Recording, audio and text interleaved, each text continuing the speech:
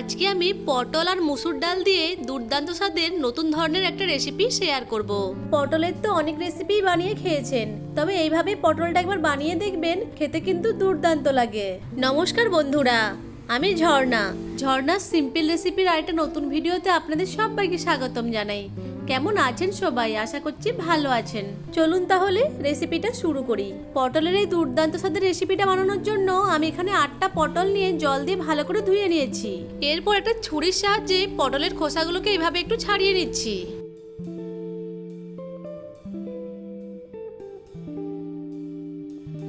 পটলের খোসা ছাড়িয়ে নেওয়ার পর পটলের দু সাইড থেকে এভাবে একটু করে কেটে বাদ দিয়ে দেব।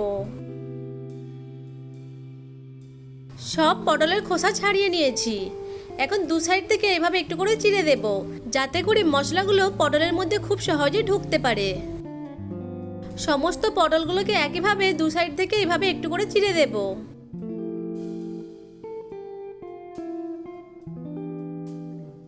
পটলগুলো ভাজার জন্য রেডি হয়ে গেছে। এখন আমি এখানে নিয়ে নিয়েছি 1 বাটি মুসুর ডাল। এই মুসুর ডালটাকে 2 থেকে 3 বার জল দিয়ে ভালো করে ধুয়ে জলটাকে ঝরিয়ে নেব। এবার গ্যাসের ফ্লেম অন করে একটা কড়াই বসিয়ে কড়াইয়ে সরষের তেল দিয়ে তেলটাকে গরম করে নেব। তেল গরম হয়ে গেলে গরম তেলের মধ্যে দিয়ে দিচ্ছি অল্প একটু হলুদ গুঁড়ো। হলুদ গুঁড়োটাকে তেলের সাথে ভালো করে মিশিয়ে নিচ্ছি। এরপর পটলগুলোকে এক এক করে গরম তেলের মধ্যে দিয়ে দিচ্ছি। নেড়ে চেড়ে পটলগুলোকে ভেজে নেব।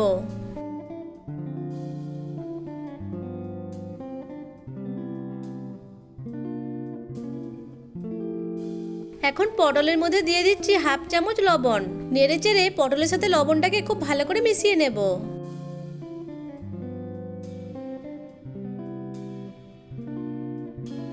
পটলগুলো ভাজা হয়ে গেছে আর পটলের কালারটাও চেঞ্জ হয়ে গেছে।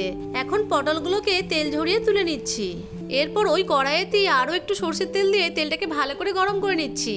তেল গরম হয়ে গেলে গরম তেলের মধ্যে দিয়ে দিচ্ছি 2টো ফেটানো এলাচ, 2টো দারুচিনি, 2টো লবঙ্গ আর একটা তেজপাতা। নেড়ে চেড়ে কয়েক সেকেন্ড সময় ধরে ভেজে নেব। এখন গরম তেলের মধ্যে দিয়ে দিচ্ছি হাফ চামচ গোটা জিরে। গোটা জিরেটাকেও কয়েক সেকেন্ড সময় ধরে ভেজে নেব।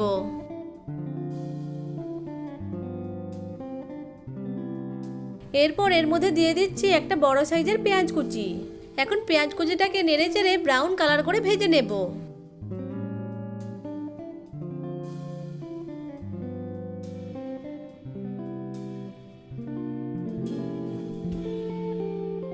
দিয়ে দিচ্ছি 2টো চেরা কাঁচা লঙ্কা। কাঁচা লঙ্কাগুলোকে নেড়ে চেড়ে মিশিয়ে নিচ্ছি।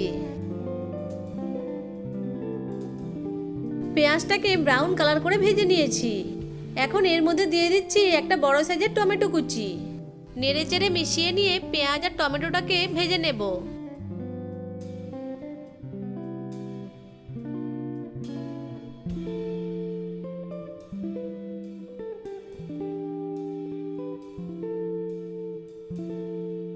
পেঁয়াজ আর টমেটোটাকে ভালো করে ভেজে নিয়েছি। এখন এর মধ্যে দিয়ে দিচ্ছি 1 চামচ গ্রেট করা রসুন আর 1 চামচ গ্রেট করা আদা। এখানে আপনারা আদা রসুনের পেস্টও ব্যবহার করতে পারেন। নেড়ে চেড়ে মিশিয়ে নিয়ে আদা রসুনটাকে ভালো করে ভেজে নেব, যতক্ষণ না আদা রসুনের কাঁচা গন্ধটা যায়।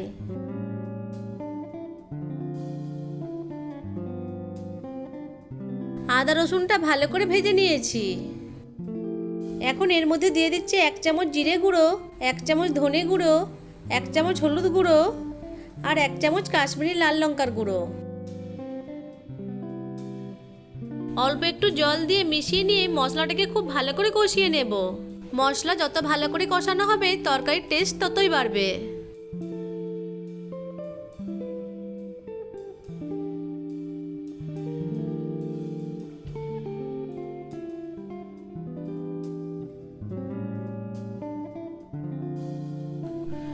মশলাটাকে খুব ভালো করে কষিয়ে নিয়েছি আর মশলা থেকে তেলও ছেড়ে দিয়েছে। এখন মশলার মধ্যে দিয়ে দিচ্ছি ধুয়ে জল ঝরিয়ে নেওয়া মুসুর ডালগুলো। মুসুর ডালগুলোকে নেড়ে চেড়ে মিশিয়ে নিয়ে 2 থেকে 3 মিনিট সময় ধরে কষিয়ে নেব।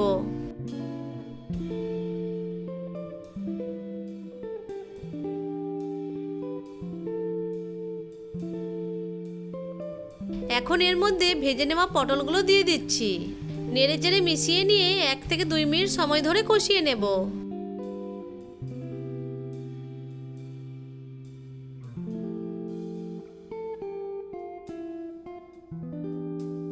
সব কিছুকে ভালো করে কষিয়ে নিয়েছি। এখন এর মধ্যে দিয়ে দিচ্ছি পরিমাণ মতো জল।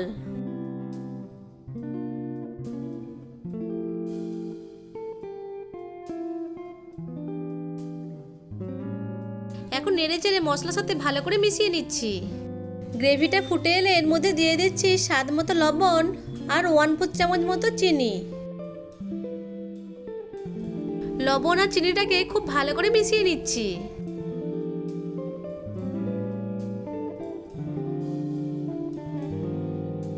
এরপর ঢাকা দিয়ে মিডিয়াম ফ্লেমে মুসুর ডালগুলোকে সেদ্ধ করে নেব। মাঝে মাঝে একবার করে ঢাকা খুলে নেড়ে নিতে হবে। এখন এর মধ্যে দিয়ে দিচ্ছি দুটো চেরা কাঁচা পাকা লঙ্কা। নেড়ে চেড়ে মিশিয়ে নিয়ে আবারও ঢাকা দিয়ে মুসুর ডালটাকে সেদ্ধ করে নেব। মুসুর ডালটা ভালোভাবে সেদ্ধ হয়ে গেছে। এখন এর মধ্যে দিয়ে দিচ্ছি 1 চামচ ভাজা জিরে গুঁড়ো। ভাজা জিরে গুঁড়ো দিয়ে ভালো করে মিশিয়ে নেব। এই ভাজা জিরে গুঁড়োটা এই তরকারিতে অবশ্যই করে দেওয়ার চেষ্টা করবেন, এতে করে তরকারির স্বাদ আরও দ্বিগুণ বেড়ে যাবে। সব শেষে 1 চামচ ঘি ছড়িয়ে দিয়ে মিশিয়ে নিয়ে গ্যাসের ফ্লেমটাকে অফ করে দেব।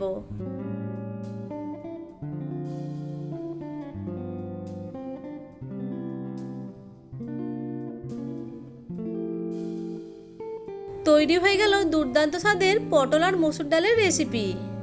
গ্যাসের ফ্লেম অফ করে দেওয়ার পর ঢাকা দিয়ে 2 থেকে 3 মিনিট স্ট্যান্ডিং টাইমে রেখে দেব। 2 থেকে 3 মিনিট পর ঢাকাটা খুলে নিয়ে একটা বোলে সার্ভ করে দিচ্ছি। দেখুন রেসিপিটা দেখতে কতটা লোভনীয় হয়েছে, আর খেতেও কিন্তু দুর্দান্ত হয়।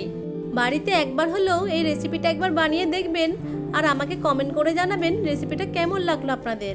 পটলের এই রেসিপিটা ভাতের সাথে ছাড়াও রুটি, পরোটা, লুচি ইত্যাদির সাথে খেতেও দুর্দান্ত লাগে। আশা করছি আজকের রেসিপিটা আপনাদের কাছে ভালো লেগেছে। ভালো লেগে থাকলে আমার ভিডিওটিকে লাইক, কমেন্ট, শেয়ার আর চ্যানেলটিকে সাবস্ক্রাইব করে পাশে থাকা বেল আইকনটিকে অন করে রাখবেন আমার পরবর্তী ভিডিওর নোটিফিকেশন সবার আগে পাওয়ার জন্য। ভিডিওটা প্রথম থেকে শেষ পর্যন্ত দেখার জন্য আপনাদেরকে অসংখ্য ধন্যবাদ।